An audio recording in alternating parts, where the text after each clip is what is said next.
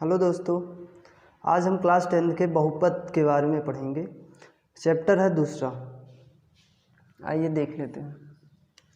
देखो, बहुपद किसे कहते हैं। बहुपद का मतलब होता है उसको पूर्ण अंक में लिखा जाए। जैसे हम लिखें 1/x, तो आप बताइए ये बहुपद है या नहीं। तो बहुपद हमेशा ना ही बटे में लिखा जाता है ना ही रूट में लिखा जाता है। जैसे 1/x क्या है, बहुपद है या नहीं, तो बहुपद नहीं है। अगर हम रूट x पूछे तो रूट x क्या बहुपद है या नहीं, तो बहुपद नहीं है,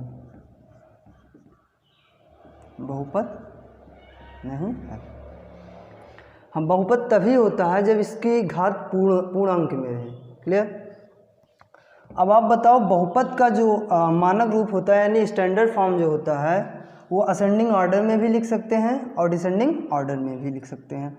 जैसे 2 + 3x + 5x² + 8x³ + 9x⁴।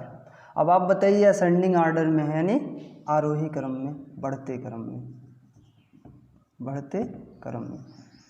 तो बहुपद असेंडिंग ऑर्डर में भी हो सकता है और डिसेंडिंग ऑर्डर में भी। अगर इसी को उल्टा लिख दें तो 9x⁴ + 8x³ + 5x² + 3x + 2। तो ये कैसा है, ये डिसेंडिंग ऑर्डर में है यानी अवरोही क्रम में, क्योंकि यहाँ देखिए घातें घट रही हैं। अवरोही क्रम।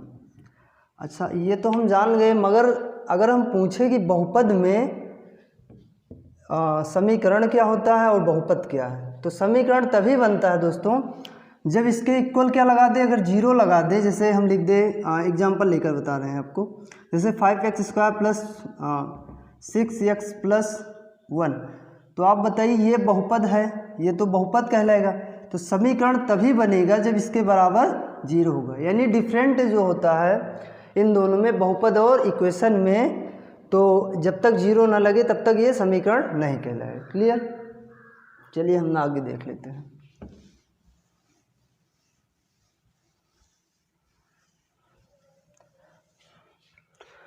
दोस्तों, बहुपद 2 प्रकार के होते हैं। पहला है घातों के रूप में, सेकंड है टर्म के रूप में यानी पदों के रूप में। तो घातों के रूप में जो होता है वो डिग्री के जो रूप में होता है। चलिए हम डिग्री के रूप में जान लेते हैं, यानी घात के रूप में। घात के रूप में पहला है रैखिक समीकरण 3 + x + 3। तो आप बताइए इसके घात जो है वो कितनी है, अधिकतम घात 1, यानी बहुपद की घात अगर पूछेगा तो कितनी है, यहाँ 1 है। यानी ये कौन सा समीकरण है, रैखिक समीकरण, लीनियर इक्वेशन। क्लियर दोस्तों। सेकंड जो है वो क्वाड्रेटिक इक्वेशंस है, क्वाड्रेटिक बहुपद यानी पॉलिनोमियल्स, यानी 3x² + 5x + 6। तो ये क्या है, द्विघात समीकरण। द्विघात समीकरण नहीं, क्योंकि हमने बताया समीकरण तभी बनता है जब 0 लग जाता है। क्लियर। ये बहुपद है, तो ये द्विघात समीकरण है, द्विघात बहुपद है, ये बहुपद में ही आएंगे। Clear, sorry. तीसरा जो है वह त्रिघात का त्रिघात जो होता है यानी क्यूबिक रूप में, तो हम लिख दें 4x³ + 5x² + 8x + 9। ये क्या होता है, ये त्रिघात के रूप में होता है, त्रिघात के रूप में। क्लियर दोस्तों। अब इसके बाद हम जानेंगे टर्म के रूप में, यानी बहुपद की घात अगर इसमें पूछे क्या है तो हम बताएंगे बहुपद की घात 1। अगर इसमें पूछे बहुपद की घात क्या है, बहुपद की घात मतलब सबसे अधिकतम घात क्या है, x की पावर घात क्या है, तो कितना है, 2 है। और तीसरे वाले में पूछे तो बहुपद की घात कितना है, तो आप बताएंगे सर 3 है। क्लियर। अब टर्म के रूप में हम देख लेते हैं। टर्म के रूप में यानी पदों के रूप में क्या होता है बहुपद।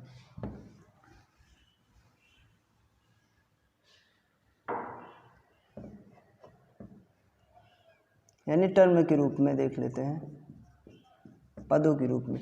पदों के रूप में जो होता है, अगर पूछेगा आपसे कि 1 पद है, 2 पद है या 3 पद है, तो आपको बताना पड़ेगा कि पदों के रूप में बहुपद है। जैसे हम लिख दें एग्जाम्पल 4x, तो 4x कितने पद हैं, इसमें 1 ही पद है, तो ये 1 पद ही कहलाएगा। ये भी सब बहुपद में ही आते हैं। अगर हम 2 पद देखें तो 2x + और 5 लिख दें या कुछ भी लिख दें आप, जैसे 5 लिख दें, तो ये क्या हुआ, द्विपदी हुआ। क्लियर। अगर 3 पदों के रूप में लिखना चाहें तो ऐसे 2x² + 3x + 5, तो ये 3 पद है, देखिए 1 पद 2 पद, ये 3 पद, यानी ये त्रिपदी है। इंग्लिश वाले भी जान लें, इसे हम कहते हैं मोनोमियल, इसे बिनोमियल, इसे ट्रेनोमियल कहते हैं। क्लियर। और अगर इससे भी ज़्यादा हो जाए तब हम उसे क्या कहते हैं, बहुपद कहते हैं, यानी पोलिनोमियल्स कहते हैं। जैसे 2x² प्लस या क्यूब मान लें और 5x² + 3x + 6, तो ये बहुपद कहलाएंगे, यानी पोलिनोमियल्स। क्लियर दोस्तों। तो बहुपद में हमें यही जानना है, बहुपद किसे कहते हैं। बहुपद का मतलब ही होता है कि यक्स की वह अधिकतम घात, घातों के रूप में पूछे, यक्स की अधिकतम वह घात बहुपद ही कहलाती है।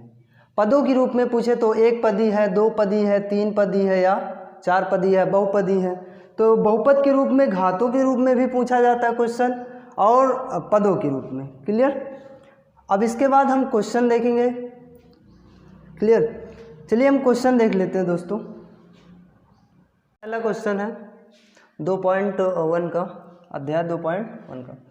किसी बहुपद px के लिए y = px का ग्राफ नीचे आकृति 2.10 में दिया गया है। प्रत्येक स्थिति में px के शून्यकों की संख्या, अब हमसे कह रहा है शून्यकों की संख्या, तो हम जान लेते हैं शून्यक किसे कहते हैं। शून्यक माने चर राशि की संख्या, यानी चर राशियों की संख्या। चर राशि माने x y z या ABCD A to Z, वो सब क्या होती हैं, चर राशियाँ होती हैं। तो हम जान लेते हैं कि कह रहा है y किस पर डिपेंड है, यानी x पर।